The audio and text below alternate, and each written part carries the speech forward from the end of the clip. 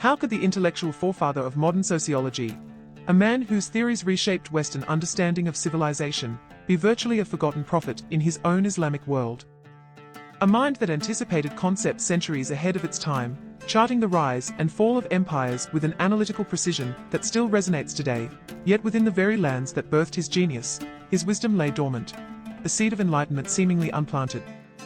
Was it fate? Conspiracy? Or something far more unsettling about the very nature of intellectual acceptance itself?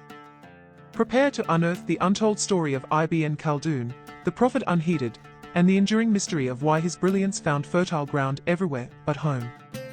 What single factor explains this astonishing paradox? Share your thoughts in the comments below, and be sure to subscribe to uncover the full story of Ibn Khaldun and many more untold narratives. To truly grasp the scale of Ibn Khaldun's intellectual abandonment, we must turn to the very source of his genius, the Muqaddimah. Completed in 1377, as an introduction to his comprehensive history of the world, Book of Lessons, this monumental work transcended its intended purpose.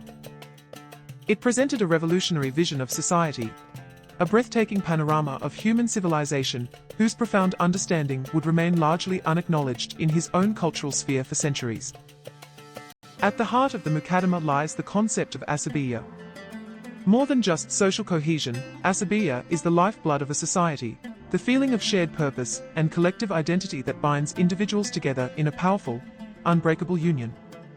Imagine nomadic tribes, forged in the crucible of the desert, their fates inextricably intertwined, their loyalty absolute. This, Ibn Khaldun argued, is the raw power that fuels conquest and establishes dynasties. Paradoxically, success breeds complacency.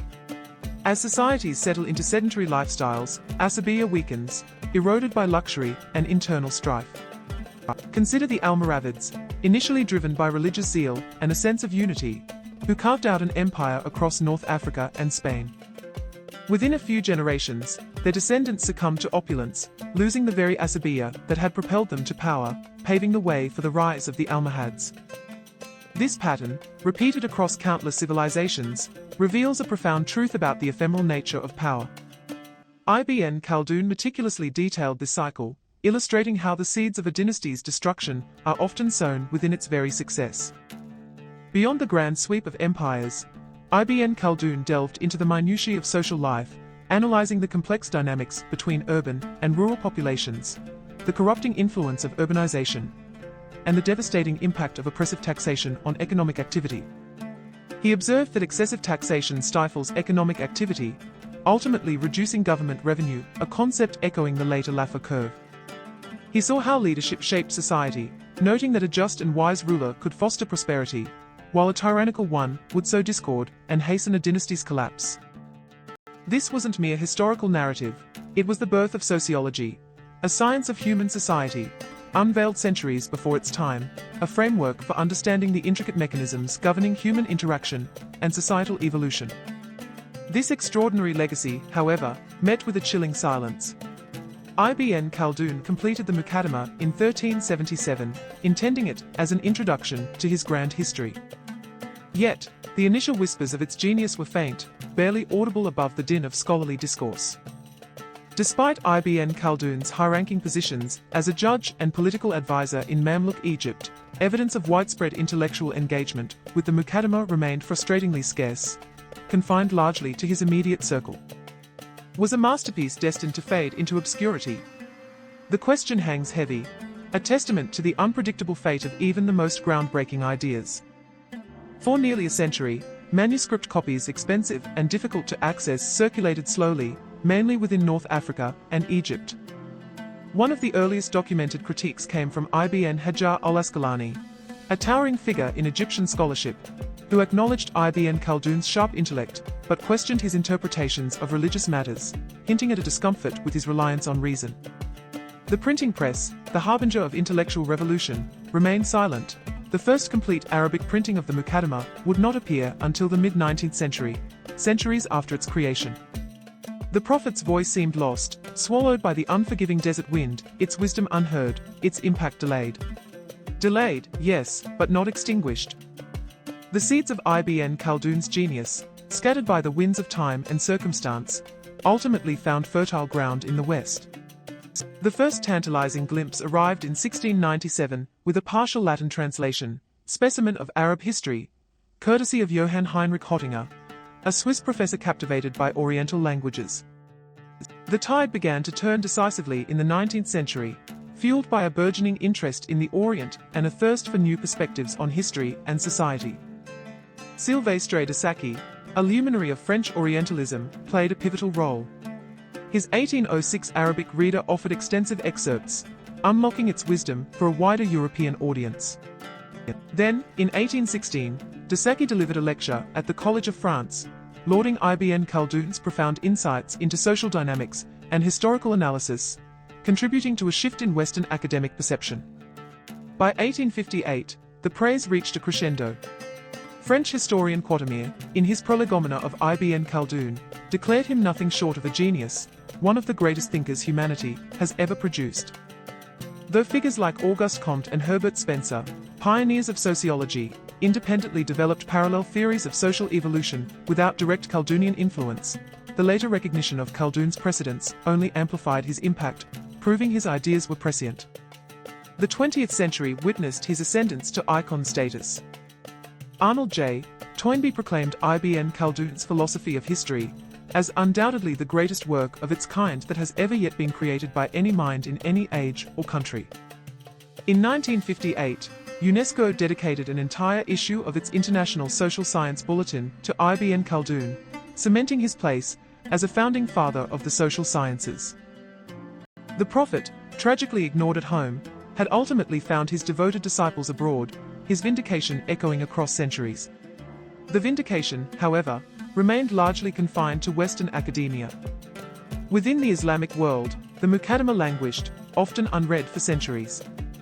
The printing press, despite its transformative power, faced delays in widespread adoption in the Ottoman Empire due to religious anxieties and the economic interests of scribes.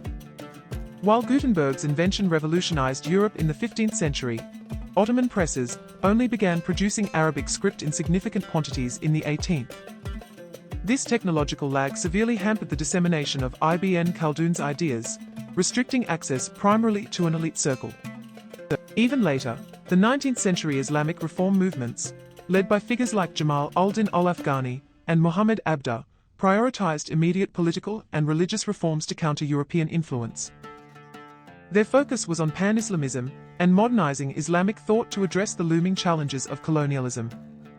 Little attention was given to Ibn Khaldun's sociological analyses of societal evolution and decline, a perspective lost in the urgency of the moment. Furthermore, the very cyclical nature of Ibn Khaldun's historical framework may have been perceived as fatalistic, a prophecy of inevitable decline. And while Ottoman scholars like Katib Shalebi recognized the Muqaddimah's political acumen, analyzing its insights into statecraft for navigating the complex power dynamics within the empire, they largely ignored its deeper sociological implications. This selective appropriation contributed to the long-term neglect of Ibn Khaldun's comprehensive vision. The immediate concerns of survival and reform overshadowed the long-term value of his sociological insights. For nearly 4 centuries, Ibn Khaldun's Muqaddimah slumbered within the Islamic world, its brilliance obscured. The mighty Ottoman Empire, builders of magnificent libraries, seemed to selectively ignore the very cyclical patterns he illuminated the rise and fall of Asabiyyah, mirroring their own dynastic dance. While European Orientalists unlocked his sociological insights in the 19th century, the civilization he yearned to understand remained largely untouched by his genius. Ibn Khaldun's observations on taxation and economic activity resonate in contemporary discussions, yet his name remains muted in the lands that gave him birth. It is time to re-evaluate this towering pioneer, not merely as a philosopher or historian, but as the architect of a social science that speaks with urgent relevance to our contemporary world. His insights into societal dynamics remain profoundly pertinent, offering valuable lessons for navigating the complexities of our own time.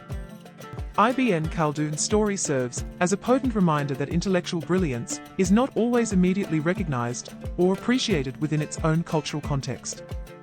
His groundbreaking sociological theories, offering profound insights into the dynamics of societies and the cyclical nature of history, were tragically overlooked for centuries in the Islamic world, only to be embraced and celebrated in the West. This neglect highlights the complex interplay of factors including technological limitations, political priorities, and prevailing intellectual currents that can either foster or hinder the dissemination and acceptance of innovative ideas. Ultimately, Ibn Khaldun's journey underscores the enduring importance of critical engagement with our intellectual heritage and the need to continually re-examine the contributions of thinkers who may have been unjustly marginalized or forgotten. His legacy compels us to question the biases and blind spots that can obscure even the most luminous minds. Given the profound impact Ibn Khaldun's ideas have had on Western thought, and considering the reasons they were historically underappreciated in his own cultural sphere, what contemporary societal structures or intellectual biases might be similarly preventing the widespread acceptance and application of potentially transformative ideas today?